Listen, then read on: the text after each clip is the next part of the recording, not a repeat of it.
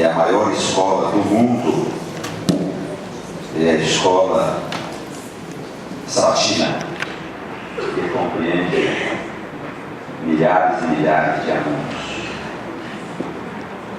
Nós vamos, deixa eu me organizar aqui, para a gente entrar no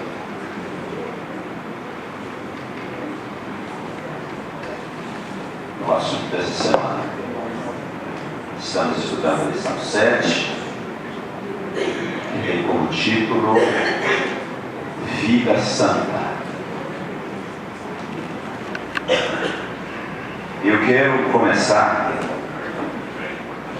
a pontuar algumas coisas da lição, lendo o texto. Claro que o texto dessa extensão é impossível a gente estudá-lo no tempo em que dispomos, mas vamos pontuar algumas coisas mesmo. Só uma hora e meia? Só dá para fazer introdução. Então, vamos pontuar algumas coisas. E eu quero começar lendo o texto. O texto está em 1 Tessalonicenses, como todos estudaram, sabem, versos 4 a 12, 1 a 12. Capítulo 4, versos 1 a 12. Finalmente, disse Paulo, finalmente, irmãos, nós os rogamos e exortamos. Por que rogar e exortar? No Senhor Jesus,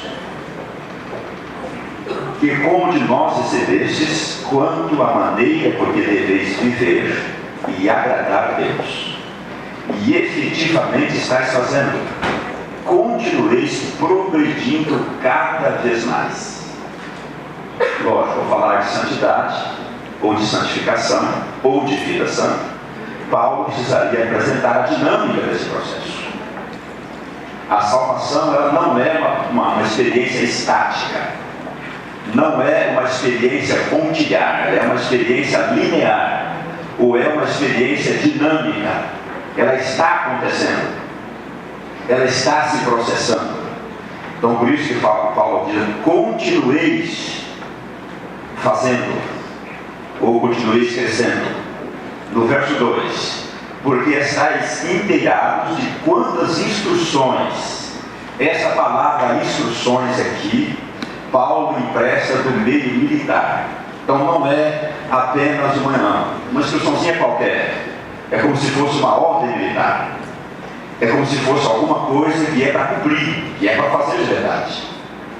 Vos demos da parte do Senhor Jesus.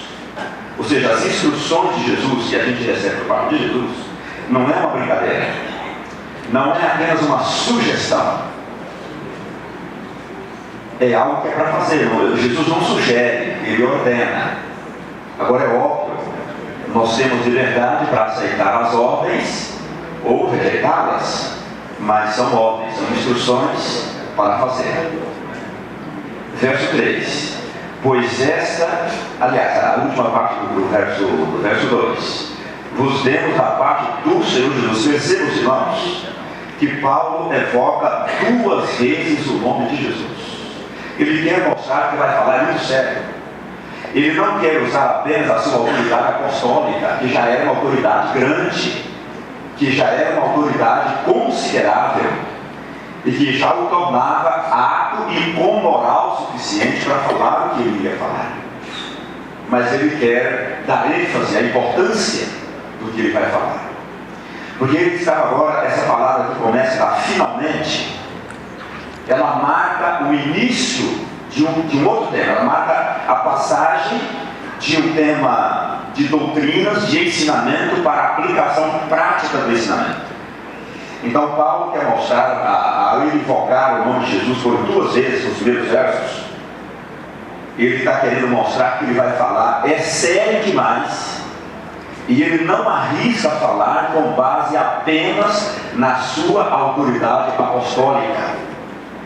Ele agora diz: não, o que eu vou falar tem o aval, vem dos lábios do próprio Jesus, e é em nome dele, é na autoridade dele e não minha, que eu quero vos falar o que eu vou dizer a seguir. E ele começa no verso 3. Pois esta é a vontade de Deus, a vossa santificação, que vos abstenhais da prostituição, que cada um de vós saiba possuir o próprio corpo em santificação e honra, não com o desejo de lascívia, como os gentios que não conhecem a Deus, e que nessa matéria ninguém ofenda nem defraude seu irmão, porque o Senhor contra todas essas coisas, como antes vos avisamos, testificamos claramente, é um vingador. Porquanto Deus não nos chamou, aqui vai pessoal atenção, para a impureza, e sim para a santificação. Então Paulo realmente ele quer mostrar que essa exortação prática ela é solene. Inclusive ele evoca também, não evoca só o nome de Jesus, mas evoca a sua vida, quando ele vem para julgar, quando ele vem para separar aqueles que aceitaram as instruções como ordens, daqueles que não as aceitaram como tais, e consequentemente não as levaram tão a sério quanto deveriam fazer. Destaque de concluir o primeiro raciocínio do verso 8, que quem rejeita essas coisas não rejeita o homem, e sim a Deus, que também vos dá seu Espírito Santo. Nós percebemos que Paulo evoca a Trindade. Ele fala de Jesus, ele fala da vontade de Deus, o Pai, e agora ele fala do Espírito Santo. Então Paulo menciona a Trindade. A lição pode ser dividida em duas partes, versos 1 a 8 nós lemos, e os versos 9 a 12. Eu vou me ater um pouco mais na primeira parte. Eu entendi que seria melhor estudarmos bem a primeira parte e estudarmos tudo de maneira mais ou menos. Então eu achei que nós deveríamos dar um peso maior, e se alguém quiser dar uma participação, só levantar a mão e você dará o seu espaço. Mas eu entendi que deveríamos dar um peso maior, uma atenção maior nessa primeira parte, que eu entendo que é a necessidade mais frequente da igreja nos dias que nós estamos vivendo. Embora a lição remonte ao primeiro século cristão, Paulo escreveu isso aqui por volta dos anos 50, 51 depois de Cristo. As necessidades da igreja não mudaram, porque as pessoas também não mudaram, são seres humanos.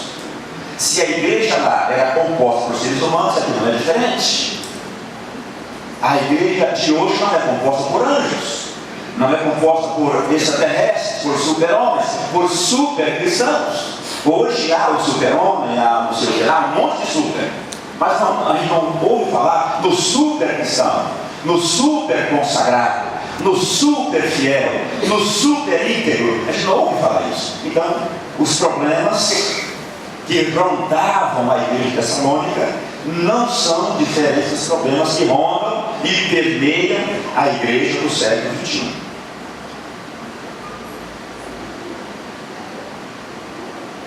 Nos últimos versos, principalmente no último verso do capítulo 3, Paulo orou pelos crentes de Tessalônica, mencionando inclusive a vida de Jesus. Ele orou da seguinte maneira, estou usando agora aqui a nota do som do debate de hoje. Diz assim: desse modo, o último verso do capítulo 3, desse modo, Deus dará força ao coração de vocês, e vocês serão completamente dedicados a Ele, e estarão sem culpa na presença do nosso Deus e Pai, quando o nosso Senhor Jesus vier com todos os que são dele. Amém? Ele conclui a sua oração. Paulo, como bom pastor que era, e preocupado com as ovelhas, com os crentes de Tessalônica, de posse do relatório de Tiago, que Timóteo havia trazido, ele havia sido meio que expulso da Tessalônica, mas ele envia Tiago, ele preocupado com as suas ovelhas, ele envia Tiago e esse traz o relatório. Timóteo, obrigado. E Timóteo, o relatório de Timóteo, apresentava alguns perigos que rondavam a igreja de Tessalônica. Que perigos seriam esses? Queridos, e paz nos senhores. Os perigos que rondavam Tessalônica, ou os membros da igreja de Tessalônica, são exatamente os mesmos perigos que rondam a igreja central de Ribeirão Preto, em pleno século XXI, em todas as igrejas cristãs. A igreja de Tessalônica, segundo os historiadores, nos tempos de Paulo, já era uma grande cidade, na região de Tessalônica. Já tinha 200 mil habitantes. Para os moldes daquele tempo, era uma grande cidade. E ali havia sido fundada uma igreja jovem, uma igreja nova, uma igreja no seu início. E a maioria esmagadora dos conversos ao cristianismo que faziam parte da igreja de Tessalônica advieram do paganismo. Não era uma igreja de Jerusalém, e a maioria dos seus conversos era do judaísmo, um povo que já acreditava por cultura em um Deus triuno, em um Deus único, um Deus trino, porém um Deus único. Não era assim com os gentios, não era assim com a maioria dos membros que compunham a igreja de Tessalônica. Eles vieram do paganismo, e naquele contexto, no contexto do paganismo, de onde eles vieram, a cultura pagã, os deuses cuidavam da religião, mas da ética cuidava a filosofia. Comportamento ético, comportamento moral, conduta moral, nada tinha a ver com religião.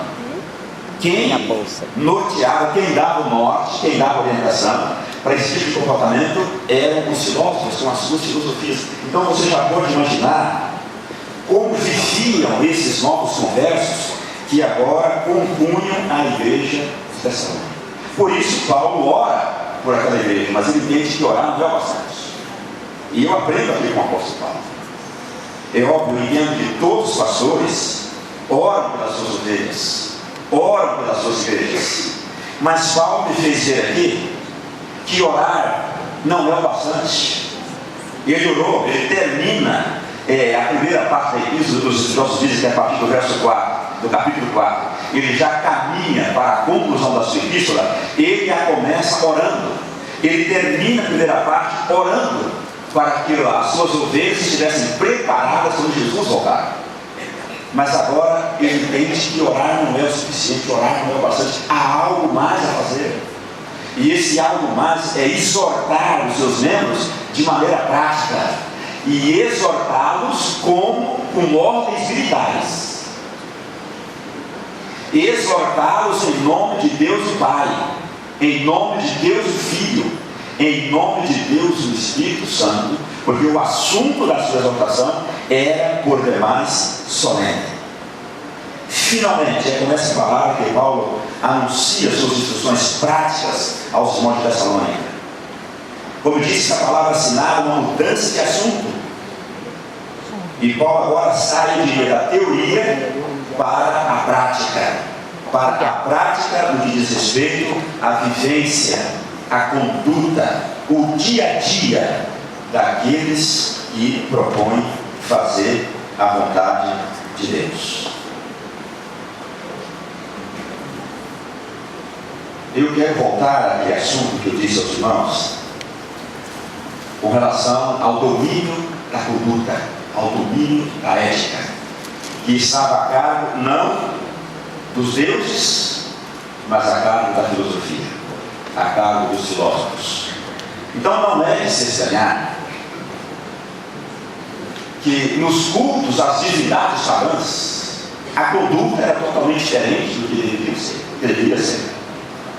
Haviam rituais religiosos permeados de atitudes e comportamentos envolvendo orgias sexuais. Era comum, fazia parte do ritual religioso para os pagãos. E agora para o nosso povo, os membros da igreja que vieram de lá, vêm com essa carga cultural e até com essa carga religiosa, e eles agora fazem parte de uma nova igreja, de uma nova filosofia de vida, de uma nova orientação. E olha o que Paulo disse aqui, veja, esse assunto que Paulo vai tocar, melhor dizendo, e ele toca num tema aqui que eu acho que é sensível demais nos nossos dias, que é a fornicação. A prostituição que ele fala é a tradução da palavra porneia, que a tradução primeira é fornicação, é fornicar. O assunto da fornicação era tão preocupante que fez parte da pauta do concílio realizado em Jerusalém.